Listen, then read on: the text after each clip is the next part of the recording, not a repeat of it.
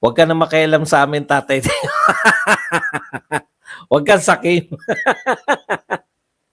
Kung ayaw pabagsakin, sana wag palakasin. Ito po ang si Trillanes sa pag-aakusa kay Leni Robredo tungkol po sa pakikipagkita kay Sara Duterte. Talagang ganun yata yung tatay. Naranasan niya kung gaano kalakas yung kalaban, oligarko. Yun talaga. Akala nyo ba ang iniinda ni Tatay Digong na kalaban yung yung mga drug lords? Hindi po. Sa pagbitiw niya pa lang sa tinira na siya ng walang humpay. Walang humpay po yung pagtira kay Sara Duterte. Ultimong observation pa lang ng kuha, pinambibira na sa kanya. For the first time, marami kami natutunan. For the first time, paglabas namin mula sa looban, walang mga adiksyones na nakaharang sa daan. For the first time, payapa po yung mga anak namin magta-tricycle. Alam namin na makakauwi sa bahay. Po, ang sinabi ni Trillanes, kung ayaw pabagsakin, sana wag palakasin. Ito po ang si Trillanes sa pag-aakusa kay Leni Robredo tungkol po sa pakikipagkita kay Sara Duterte. Grabe, no? Nagsanga-sanga na po yung pagkikita ni Sara Duterte at saka ni Leni Robredo. Kami po, dehin bukiki. Bakit ang ingay ng mga Marcos loyalists at saka mga kakamping katdilawan sa pagkikitang ito? Wala kaming pake. Hindi po yan. Wala po kaming pakialam kay Leni Robredo. Simple lang po yan. Maraming dinadalaw si BP Sara. Kayo lang yung nag-e-epal na nakipagkita sa inyo si BP Sara. No? Normal lang po na pag napunta sa ibang lugar, makipagkita siya kung sino man yung mga matataas, mga gobernador, mga mayor na tumanggap sa kanya. Wala nga posisyon si Leni. Baka napaka-normal lang po ng ginawa ni BP Sara. Peña Francia po ang dinayo, hindi po si Leni Robredo. Lagi nang sinasabi yan ni Tatay Digong. Di ba? Talagang ganun yata yung tatay. Naranasan niya kung gaano kalakas yung kalaban, oligarko. Yun talaga.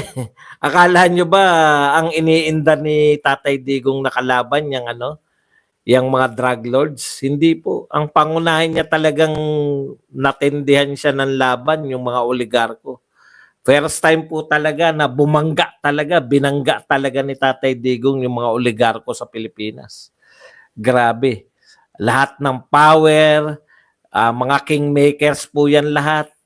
Sama-sama yung pera laban sa Duterte. Nakita nyo naman yung pag-ani ngayon. No? Talagang hindi tinantanan si Tatay Digong, napahiya sila lahat for 6 years. No?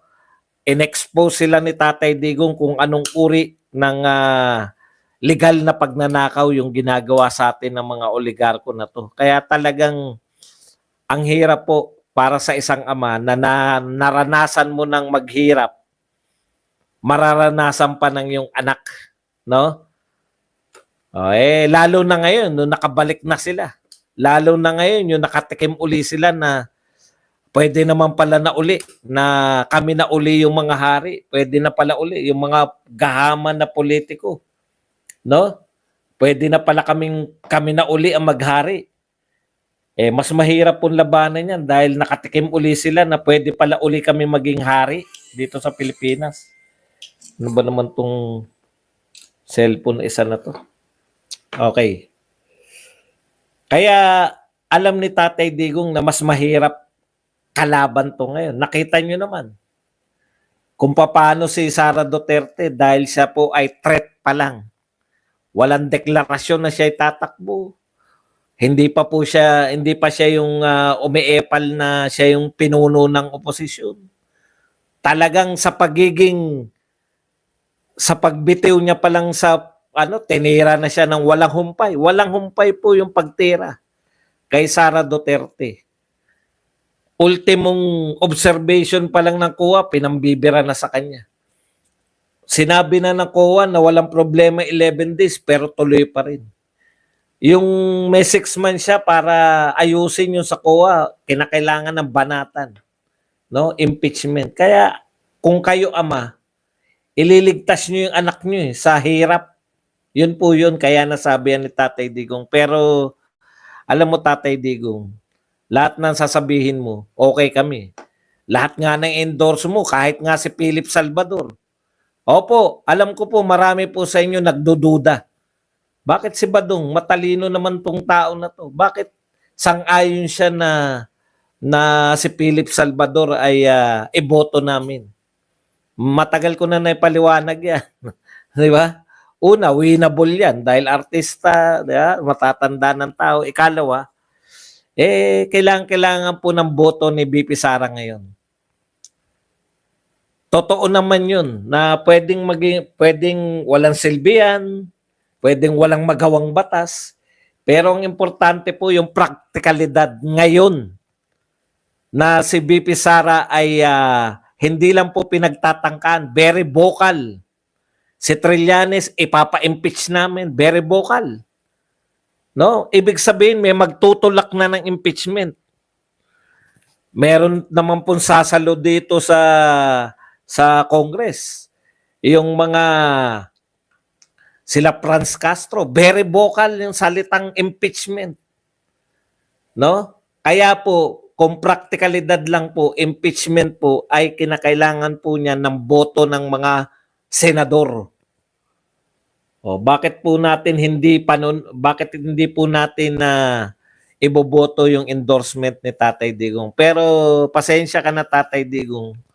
Kung papayuhan mo man o sa idedeklara mo na isang Duterte lang ang dapat maging presidente, matitigas po ulo namin. No?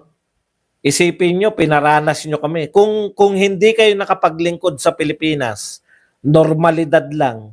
Yung sunod-sunod na Pangulo na inabot ko po si Marcos, Cory Aquino, Fidel Ramos, Erap, sunod kay Erap, Gloria, Pinoy, at saka si Duterte, si Marcos uli. No? Lahat po ng presidente na yan, kung wala yung Duterte, walang pagkakaiba sa buhay ng Pilipino.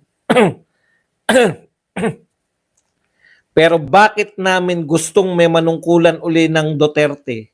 Kasalanan nyo yan, Tatay Digong. Pinaranas nyo sa amin kung paano ang paglilingkod ng isang Duterte. Pinaranas nyo sa amin kung paano magkaroon ng presidente na hindi magnanakaw. No? At yung may isang salita na pag sinabi niyang sa droga, siya ay lalabanan niya ang droga, totoong nilabanan ng droga. Pag sinabi niyang lalabanan niya yung korupsyon, totoong nilabanan yung korupsyon. Pag sinabi niyang dudurugin niya yung insurgency, dinurog yung insurgency. Nakakatakot po. Nakita ko yung rally. Bagamat mas marami yung rally natin sa Liwasang Bonifacio, medyo nakakatakot po yung dami ngayon ng rally nitong mga makakaliwang grupo na to. No? Kita mo naman, mga kabataan po yun, yung nakaharap sa mga pulis.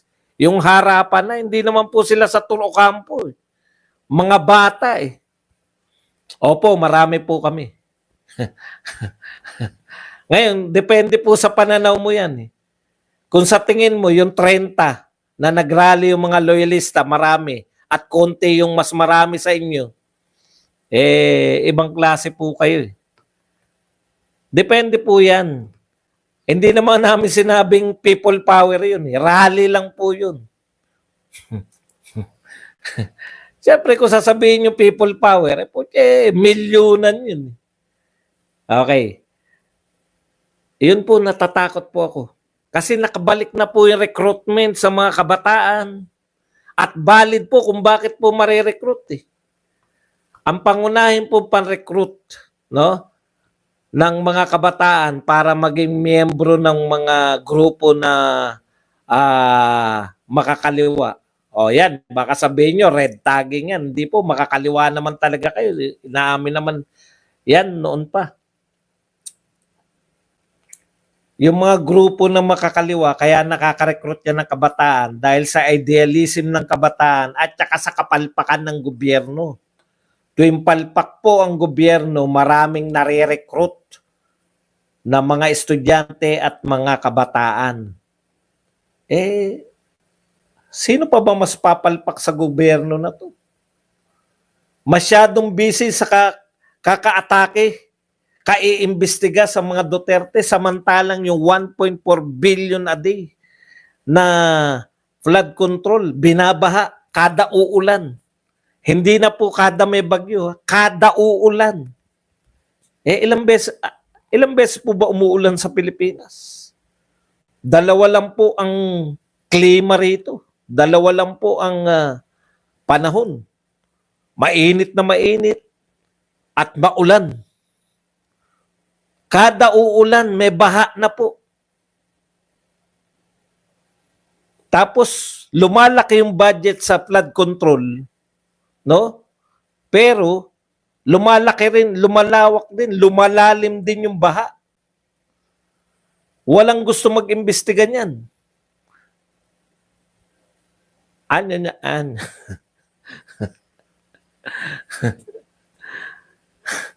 Kaya talagang yung mga kabataan marirecruit eh.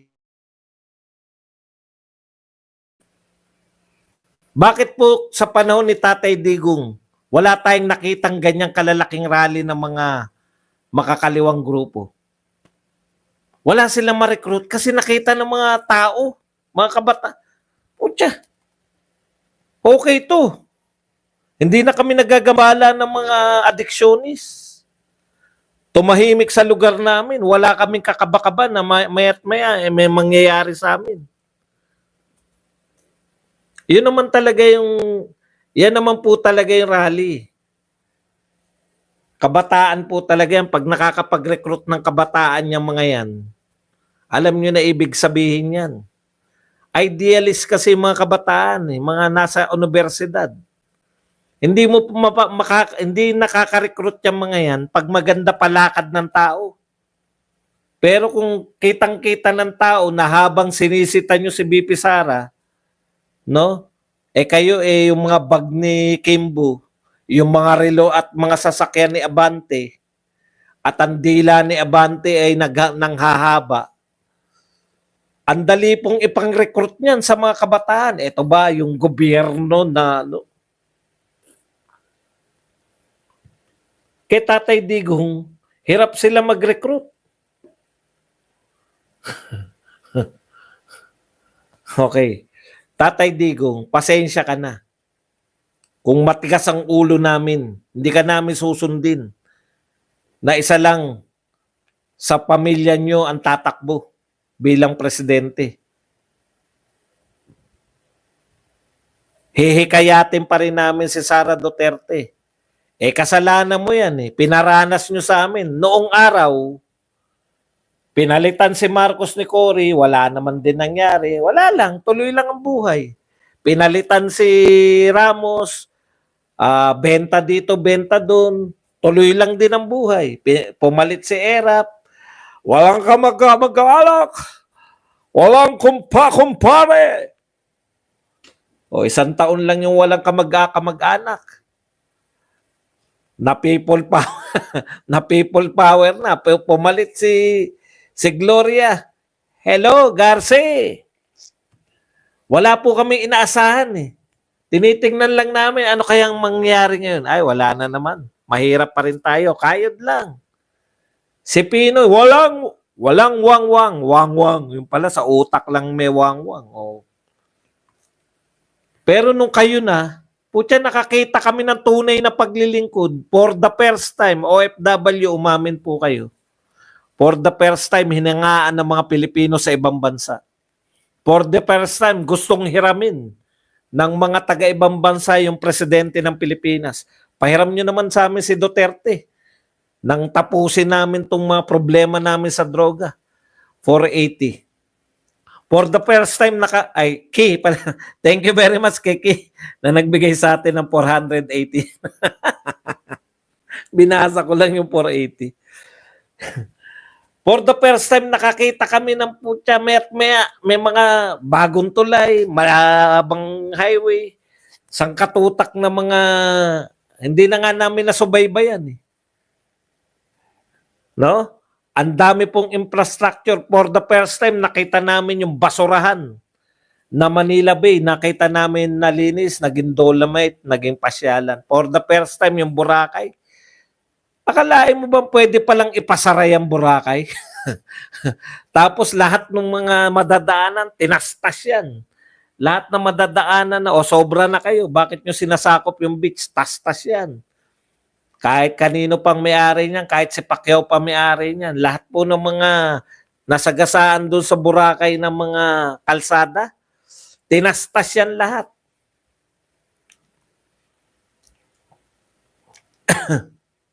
Di ba? O yan po. For the first time, marami kami natutunan. For the first time, paglabas namin mula sa looban, walang mga adiksyones na nakaharang sa daan. For the first time, payapa po yung mga anak namin magta-tricycle. Alam namin na makakauwi sa bahay.